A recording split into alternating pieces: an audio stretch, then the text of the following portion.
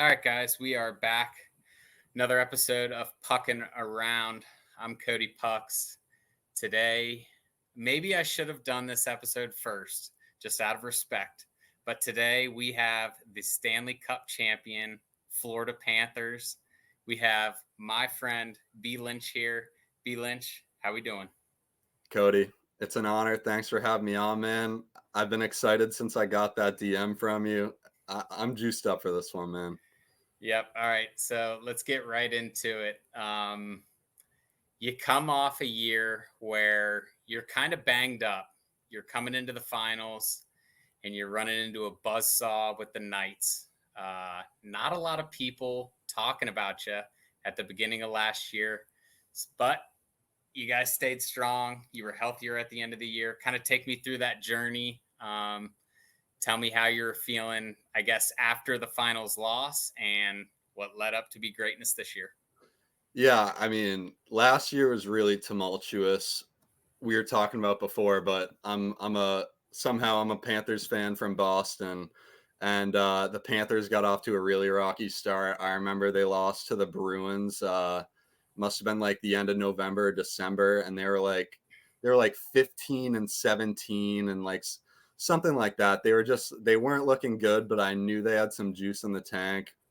They were dealing with some guy like Barkov and Bennett in and out of the lineup for a little bit, and they battled the second half of the year, and I don't think anybody honestly expected a Stanley Cup final run, even though we kind of got walloped. But I think people were kind of expecting, like, I think Panthers fans kind of smelled an upset coming when a lot of people thought that Boston was just going to ride into the sunset with another cup.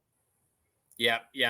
And you guys entered that playoffs as an 8 seed, and that's kind of what gets me pumped about late April, early May, and the Stanley Cup playoffs is that anybody's got a chance. It's you guys had Bobrovsky that year. He'd been shaky all year. Nothing matters though. Late April, you guys get that win over Boston, who they made history that year. Incredible. Most points in a regular season. You guys get through the Bruins and you keep it going, and then injuries came. Unfortunately, I mean, Kachuk, what do you have? A broken sternum? Yeah, I mean, I don't think I've ever seen that. Like, I think it's like right here. He literally like broke his chest. I mean, pretty Yeah. crazy, but Yeah.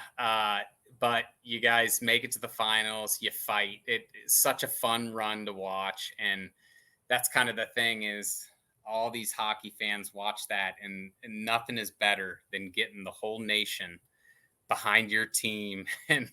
And it's the best of 7 and nothing else matters. But it gets into this year and not a lot of people are talking about you guys. Famously, the couple guys on the Spit and Chicklets crew, they didn't even have you guys making the playoffs. Tell me about your expectations coming into this year. How'd you feel about your team after that finals run? yeah, it's tough to come in and always say like your team's going to be the best team. I'm never really one to always do that. I totally expected a playoff run. I totally expected them to build off last year. Um, but I'd be lying if I thought they'd win the Atlantic. Uh they'd be the favorite for the cup going into the playoffs. Like I wouldn't have expected that. I think I post rankings here and there. Like Mr. Ice does I his like those. top Yeah, I like those. 16. So I Yep. love to like kind of follow along with those. And I Mm-hmm. think I probably had them at like 5 or 6 at the beginning of the year. So that's where my expectations kind of lied.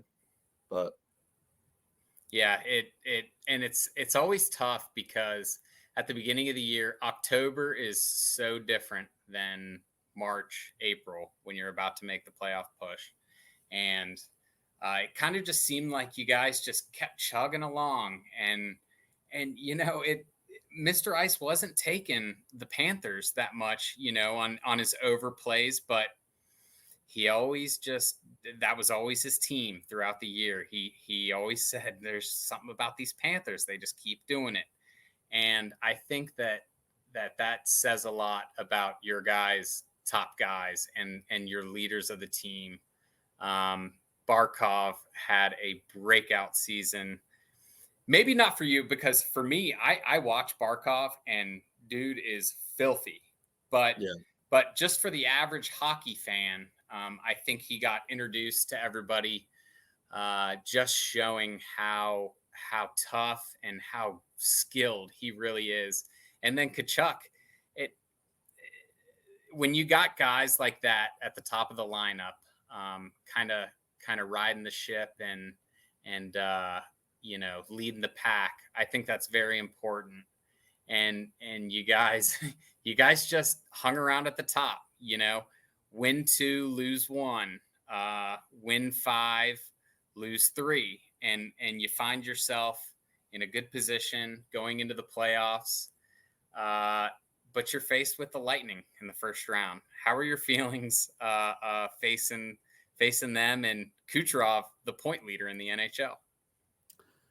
Well, I remember the end of the last 2 weeks of the season were insane. I mean, the Bruins were pretty much the division leader the entire year. The Panthers got up there and tied them, and then got a few points ahead of them a couple times. But then they pretty much it looked like with 3 or 5 games left that they were going to have it. They were going to be in first place in the Eastern Conference.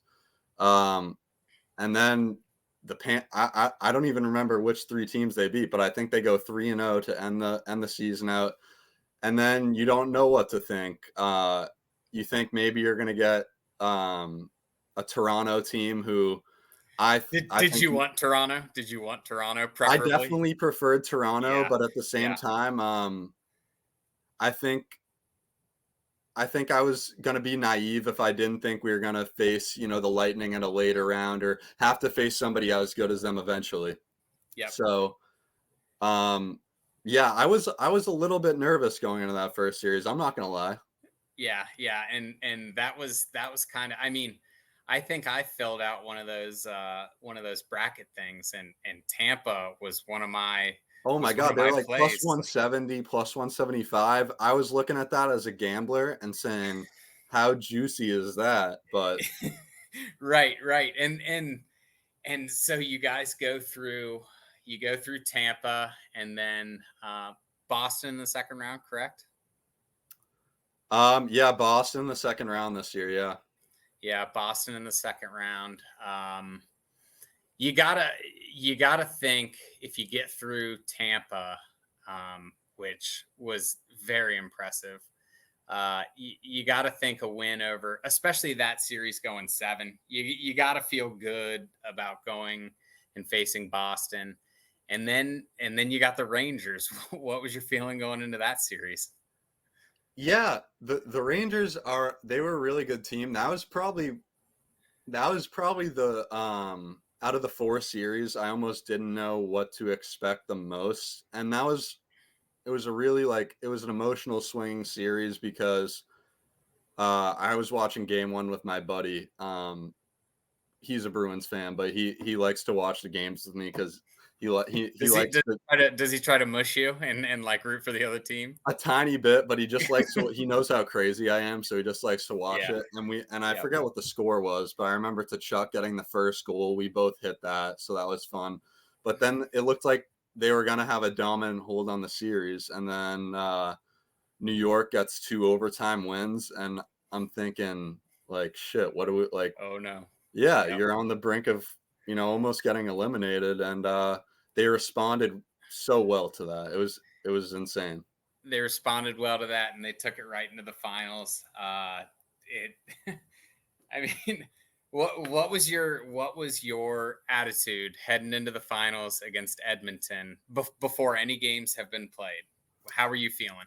So my team to beat in the Western Conference all year, I bet you a lot of people thought this was Dallas. I had them to win the Western Conference. Uh, I really expected to see them out of the West. Like I thought it was a 75% chance we were going to see them. And I thought Edmonton was kind of like the little brother of them. And I think Vancouver was incredible this year too. I have really high expectations for them. But Yeah, I kind of thought Edmonton was the little brother to Dallas, and boy was I wrong. I thought I was right for a little while, but I yeah, I bit my So tongue on that. that's right. So that I guess the first two games you have at home, game one is a hard fought game. You grind that one out, you win. Game two, you kind of dominate.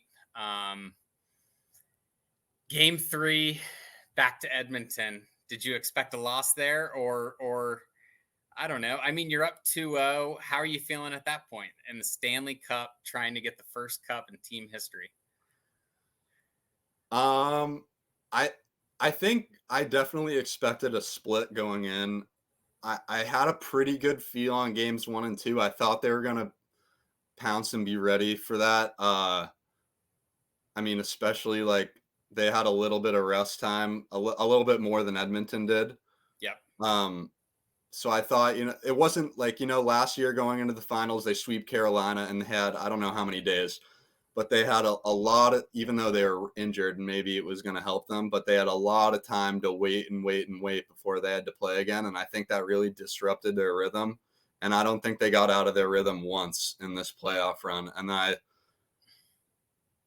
maybe the last game 6 in Edmonton was when they or in Florida or in Edmonton Yep. was when they lost their momentum, but Yeah. their rhythm, but they Yeah. responded well and got it back. So I think that experience, kind of just getting your toes dipped in the water, feeling it out that year prior, I think that really helped them going into this postseason, especially coming back, being in the Stanley Cup, and they were healthy this run. Um, they were firing on all cylinders. They're up 3-0. Edmonton unleashes game four, I mean, and and it then wasn't like those 3 games, it wasn't like, oh, they squeaked out wins. It mhm, was I remember dominance. watching game 4 and I think they were down like 2 or 3-1 and I was like the Panthers are they're going to come back and win this. And then it was Yeah. Edmonton goal after goal after goal and it was like such a gut punch all night. And But I think it was 3-2 in that game, and Skinner made a couple wild saves when they were pushing to make it 3-3 in the yeah. second period. And I mean, I had Edmonton, and I was scared shitless at that point. But come back home to Florida, and I thought it was done then, but uh, I listened to Spit and Chicklets, and Mark Messier said that that's a tough one to win because you kind of have all your family members there. People you're sitting in the locker room before the game, and people are texting you, "Where are we going after the Yeah. game?" And I definitely see where he's coming from.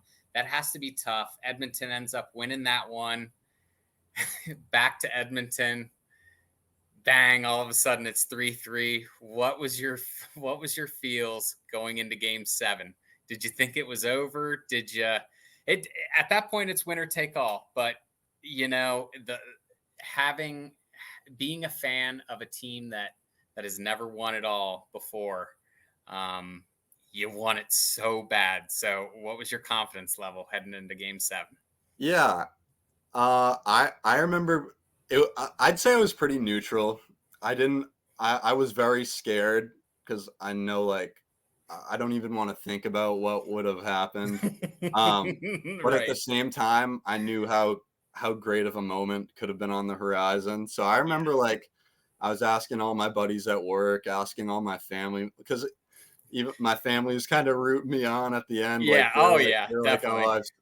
they kind of got their fun. Like the Panthers were winning a lot. They kind of got their Yeah. fun. I was scared for a little bit.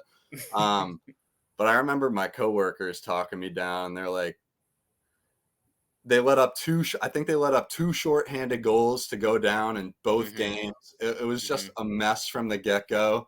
And I think they just needed, I remember Kyle Okposo saying after the game, they just needed some sort of like feeling of finality to the game. And once they kind of felt that, they buckled down and brought the lunch pails and got back to work. Yeah. Yeah. And it was kind of at the beginning of game 7. It was kind of It was kind of Florida against the world once again. Everybody wanted to see McDavid's first title. And I think that's kind of where Florida thrives. And that's a fun team to root for. Me being an Ottawa Senators fan, it's when your backs are against the wall, everybody's rooting against you. That's the most fun. You guys squeak it out. You hoist the cup. How good was that feeling? Yeah, it was pretty surreal, especially after last year. Like, at the same time, being so close, they got mushed in like 5 games. They lost what 9-3 in the. So you're just thinking like, especially with all these injuries, what's it gonna take to come back and finally have enough? And to just put that to bed like a year later, it was pretty insane feeling. Yeah, I mean, I didn't know how to feel for a few days. It just felt like everybody was watching us finally. Like, Yeah, you're kind of numb and you're just like, dude, just drop the puck. Just drop the puck and yeah, let's watch. Let's see what happens. yeah. Well, congratulations to you guys. Is is that the first title of like one of your teams, or have you seen championships before? Um, I'm named after Tom Brady. I was born in 2002. Oh, here we go. So Yeah. yeah, I'm pretty spoiled. I'm a Red Sox fan too, so I've seen a Okay. lot. Um, but to see like I've not I've this is a team like I haven't missed a game in 3 years. It's my like it's kind of how I keep myself sane every other night. Like everybody else, like every Yep. other hockey fan, you get to buckle down and it's drama every night. So that's how you stay going. Yep, yep. And to be a fan of, just to pick like the Florida Panthers. How did you become a Florida Panthers fan? Was it just something that you picked, or did you have ties to them in any way? Yeah, so my dad's brother, one of my uncles, he's lived in Miami since he was, like 30 years old. And some of my first hockey memories are going down. I don't even know what the old arena is. That's how it was 2007, 2008 back then. Just going down there and watching games with like 3,000, 4,000 people in the crowd. And You just yeah, fall in love. yeah. I mean, you don't, as a kid, you don't understand that, back then it was a franchise. It definitely didn't have enough love, as much love as it does now. So Yep. it's just it's crazy to see like how far it's come. Yeah, yeah. And that's awesome. I mean, that's the reason we watch the game. So a lot of changes to Florida. During the off season, kind of limited on how much money they could spend. They had a couple guys they had to re-sign. Sam Reinhart needed a big payday. Yep. Kind of talk about the new team. You had some guys go. You kept some guys. What's the team looking like for the upcoming season? Yeah, totally right. I think there's like 9 or 10 new faces on the way in, and there's so far 5 or 6 on the way out. With a few guys who unfortunately I don't think they're going to be able to keep. Um, but I mean, I'll start with the guys they needed to keep and they kept. Like you said, Reinhardt needed a big payday. He got a little bit less than I anticipated. I thought it was going to be in the Me too. nines, maybe even 10. Yep. Um, they got Forsling at a really good discount right before the playoffs started. So that was kind of I know Bill Zito, like the past trade deadline, um when Duclair was out for the whole year and they got Duclair back, they made like no moves, but he kind of said, we get Duclair back, that's kind of my move for the year. And they get all these guys back. I think that kind of makes up for some of the free agents they might have not been able to bring in. Um, but at the same time, I think they have a lot of guys on a budget that are going to be able to prove themselves, and that's kind of what people have been doing in Florida. So you can't really complain. No, and I think that you know Bob eventually is going to run out of juice, but as long as he's there, he's there. So you got him in goal. He's won a cup. and you got the coach Maurice. He fires everybody up. You have a staple in Barkov. You have Kachuk. Uh, Carter Verhaeghe just does not get enough credit, in my opinion. You got a lot of guys that kind of perform in the playoffs, which is huge for a team. Reinhart didn't have the strongest playoff. Kachuk didn't have the strongest playoff. But guys like Verhaeghe, guys like Evan Rodriguez, God, you got to love him, huh? He's the best. He's the best. Yeah, like he comes in this year and you'd think he's been on the Panthers his whole career. Like he fits in. Maurice can't say enough good things about him, but you can stick him on. I think he played on probably all 4 lines at some point, but he's played on all 3 lines consistently all year and he's found success everywhere. So it's just it's such a privilege to have guys like that. I mean, what more can you ask for? Role players. Yeah. And Duclair, you said something about Duclair. I think Duclair is a good player. So for Zito to get rid of Duclair mid-season last year, that's a heady play. And he famously made the trade for Kachuk. Yeah, that was 2 years ago today. Yeah. Oh, was it? Okay. Yeah. Yeah. So he's done. And you can tell kind of watching him during the whole playoff run, he felt it and he wanted it bad. And you love getting behind an owner like that. Forsling, you said something about him. Forsling, I think I saw a tweet that you had retweeted. Forsling might play 26, 27 minutes a night next year. Yeah, he's gonna play up he's gonna put up like McAvoy kind of numbers.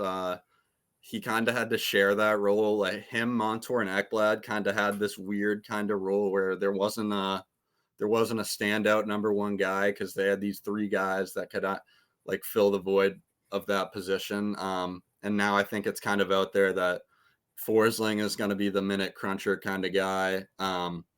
We'll see. Maybe he'll even develop into a power play guy, but you never know. Yeah, it's kind of hard telling. It's got to be a weird feeling, coming off a season where you hoist the cup. Talking about next year, you kind of just hope to get into the playoffs and see what happens. Guys that I like to take for the Panthers are, when Kachuk had a down year, but the year prior, he was an over 1.5 point machine. Sam Reinhart had close to 60 goals last year. Is his production going to dip or, is he going to put in 45? Because that's all you really need is just guys to produce and you show up late April, who knows what can happen. Montour, I don't think you lose a lot with Montour. I know he was hurt most of the year last year, and he's a good player. I like taking him every once in a while, and he's kind of a defenseman that attacks a little more and gets up in the zone, and it's helpful at times, but at times you're like, maybe relax a little, Monty. Yeah. But who knows? And that's the beauty of hockey. Playoffs next year. Yeah, 100 million%. I think so. Yeah.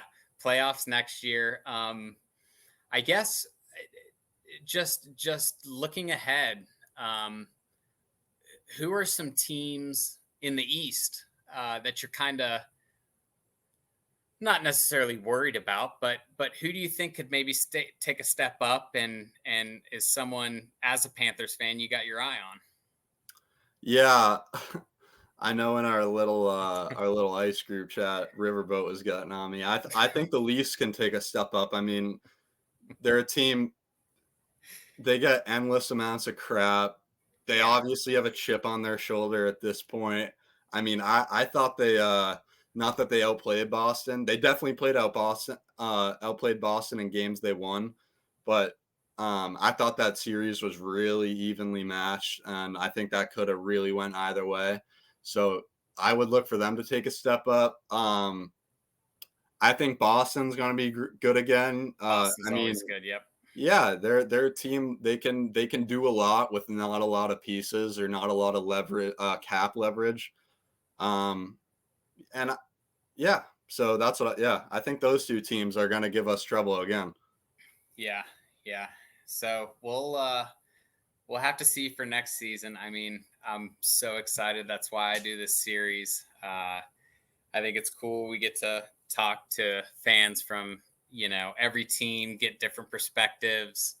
Uh, some guys more confident than others. I love it. And Yeah, no, it's been fun to listen to. It was a good idea you put together. yeah, so yeah, we'll have to see what Florida does next year. Um, Again, congrats to you. Congrats to Mr. Ice. I mean, I'm such an idiot not riding that bet and picking Edmonton. And halfway through the season, I picked Toronto, and it's like one of those things. It's like I either now have to ride Toronto every single year, or like just get off of them. Yeah, So, I so I can. That's hilarious. yeah, there's no in between there. But again, excited about next year. Thank you so much for coming on, talking Florida Panthers, and I'm sure we'll be in touch in the future. Yeah, 100%. Thanks, man. It's an honor that you picked me. I love it. Go Peas. Thanks, brother.